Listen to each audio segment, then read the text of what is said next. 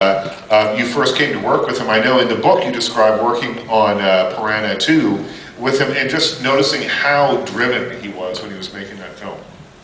Well, you know, one of the questions I got from a guy, a very sophisticated writer, I was doing an interview, and he said, has Jim Cameron changed a lot since, he's become Avatar and Titanic and all these? It was very easy to drop those names and everything. I said, you know something? Jim Cameron was Jim Cameron when I met him.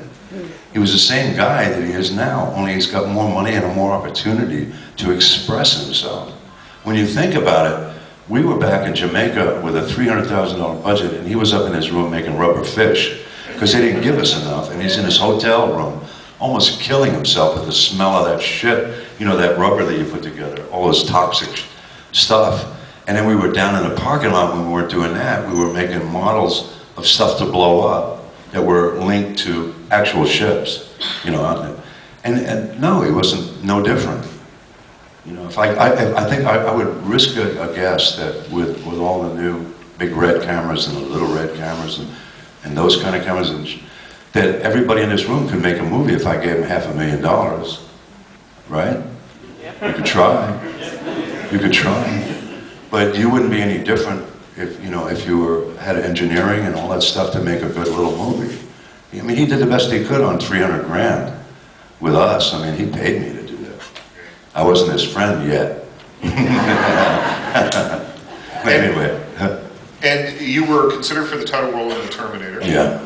And how, I remember asking David Cronenberg, famous Canadian director, was offered Flashdance. Is he Canadian? Yeah, he is. He lives in Toronto.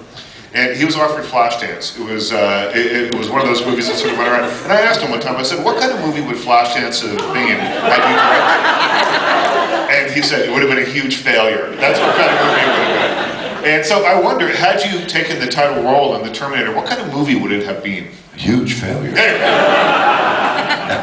My idea of The Terminator was to stand in a shadowy doorway, shutting down, saving my energy, and then striking. It would have had a little human, Arnold was a big bulldozer. It was perfect for the role. If you're going to have a giant, anything to do with hydraulics and all that shit, Arnold was perfect. Look at what he did as a governor.